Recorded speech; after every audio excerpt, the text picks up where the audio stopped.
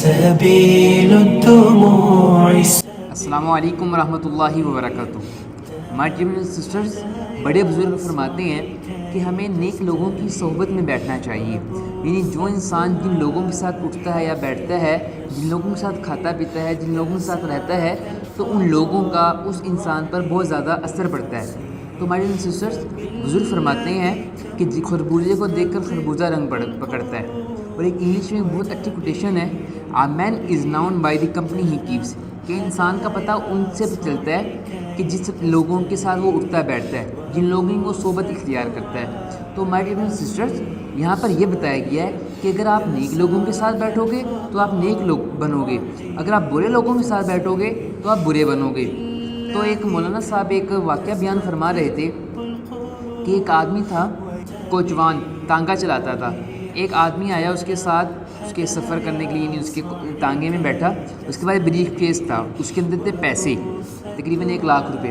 تو اس نے نا وہ سیٹ کے نیچے رکھا. تو جب وہ اترا نا وہ آدمی، تو اپنا وہ جو سوٹ کیس تھا وہ وہیں پہ تانگے میں بھول گیا. تو جو کوچوان تھا تانگے والا، اسے پورا دن ڈھونڈتا رہا. پھر وہ اسے ملا تو اس نے اس کو وہ دیا، اس کا بریف کیس اس بندے کو دے دیا. تو وہ بندہ کہتا، وہ میرے تو اس میں پیسے تھے، میں تو بہت پریشان ہو رہا تھا. اس نے دیکھا وہ پیسے اس کے پورے تھے. تو اس نے نا اس کو تحفے کے طور پہ نا کچھ 1,000 روپے دینا چاہے، یعنی 2,000 2,500 اس طرح. کہتے ہیں آپ نے میرے مال کی حفاظت کی، میں آپ کو ایک تحفے میں دے رہا ہوں. کوچوان نے انکار کر دیا کہ نہیں جی، میں نے اللہ کی رضا کے لیے کیا، میں نہیں لے سکتا. تو خیر بات آئی گئی ہوگی.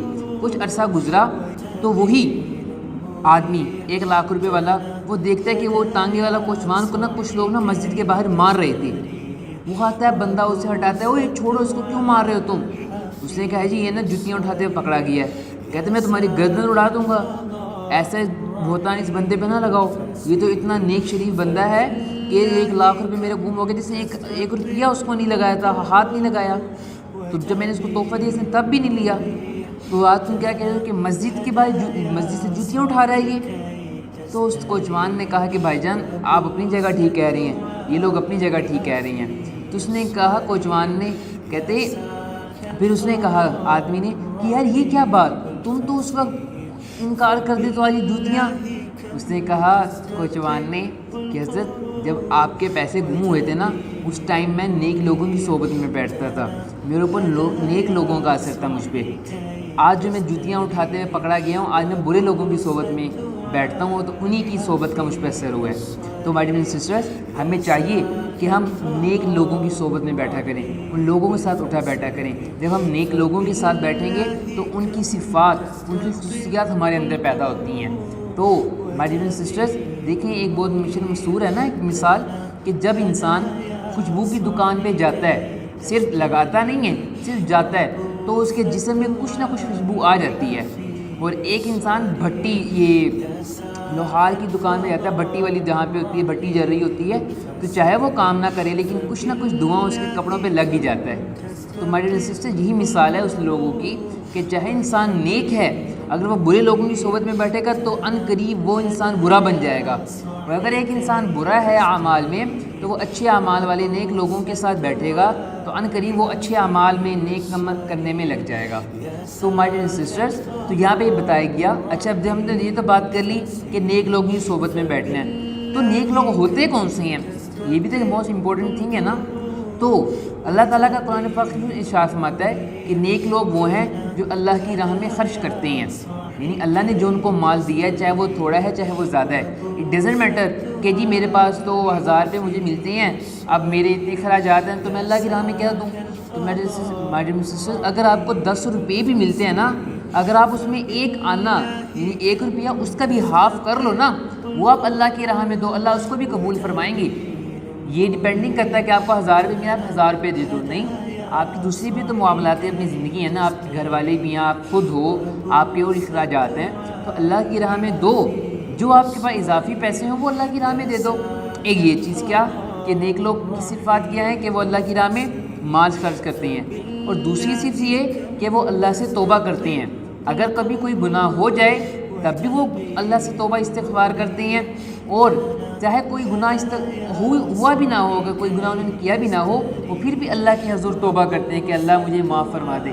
اے اللہ مجھے معاف کر دے، اپنا رحم فرما، مجھ پہ اپنا فضل فرما۔ تو مائی ڈیئر سسٹر، ہمیں یہ اپنی دعاؤں میں شامل کرنا ہے۔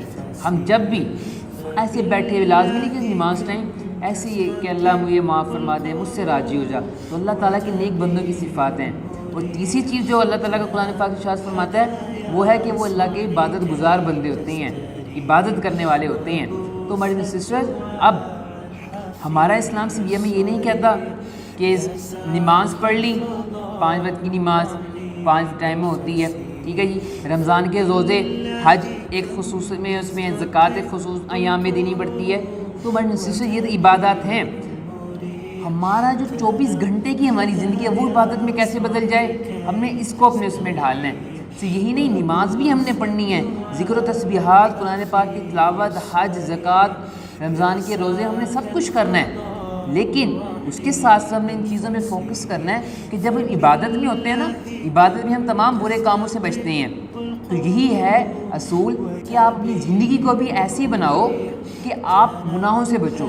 عبادت میں ہم نیک عمل کر رہے ہوتے ہیں نا، برے کاموں سے اجتناب کر رہے ہوتے ہیں۔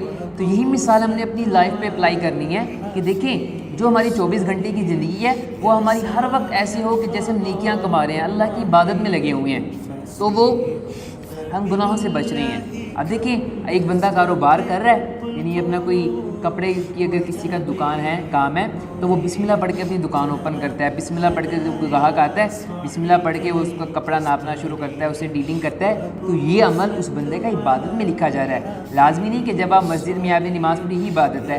اگر ہم ایمانت داری سے، دیانت داری سے اپنا کام سر انجام دیتے ہیں، سچائی سے اپنا کام دیتے ہیں، صداقت سے اپنا کام کرتے ہیں، تو اللہ تعالیٰ اس کام کو ہمارے لیے عبادت شمار کرتے ہیں، اجر ملتا ہے ہمیں اس کام کرنے کا۔ تو ہمارے سسٹرز، ہمیں چاہیے کہ ہم ان 3 صفات کو اپنے اندر لے کر آئیں، تو تب ہم بھی نیک انسان بن جائیں گے۔ تو ہمیں چاہیے کہ اللہ تعالیٰ ہم سب کو اس پر عمل کرنے کی توفیق عطا فرمائے، تمام نیک کام کرنے والا بنائے، اور تمام برے کاموں سے بچنے کی توفیق عطا فرمائے۔ السلام علیکم ورحمۃ اللہ وبرکاتہ۔